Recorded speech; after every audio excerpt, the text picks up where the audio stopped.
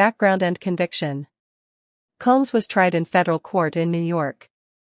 He faced multiple charges including racketeering, sex trafficking, and transportation for prostitution, under the Federal Mann Act.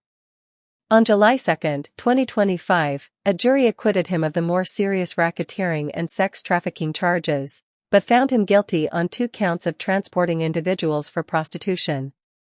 The conviction stems from allegations that Combs arranged for women, including former girlfriends, and male escorts to engage in drug-fueled sexual encounters, sometimes recording them, and transporting them across state lines. Witnesses during the trial testified to instances of coercion, abuse, threats, and manipulation. Sentencing and what's at stake. The sentencing is scheduled for October 3, 2025. Because he was acquitted on the more serious counts, he avoids potential lifelong sentences for those, but the 2 prostitution transport charges still carry serious penalties.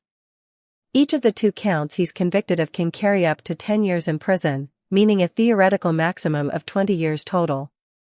The prosecutors are asking for 11 years and 3 months, 135 months, in prison. The defense argues for a much lighter sentence. They are seeking around 14 months, and argue Combs has already served a significant amount of time in custody that should count toward what he owes. The U.S. Probation Office, in its sentencing recommendations, suggested a much lower range of 5 to 7 years.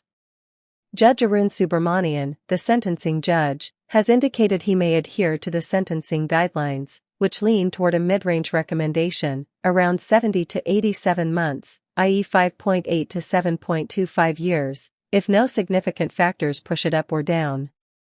The judge has also allowed certain testimonies and evidence from the trial, even those about conduct from acquitted charges, to be considered during sentencing. Combs' response and defense strategy.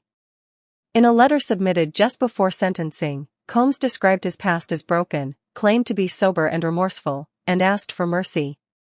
He has also been participating in rehabilitation and educational programs while in detention, including teaching a class to inmates, free game with Diddy, and engaging in therapy. His lawyers argue that a long sentence would be disproportionate, especially given time already served. The defense is also expected to present a video to humanize Combs by showing his roles as a father, businessman, and community figure. Possible outcomes and importance of the decision. At one extreme, Combs could receive a sentence near what prosecutors ask, 11 years or more. A more moderate sentence could fall in the 5 to 7 year range, aligning with probation guidelines and balancing mitigating factors. A more lenient ruling is unlikely given that Combs has already been denied bail, has remained in custody, and the judge has signaled he may stick to guideline ranges. The judge must weigh Fa.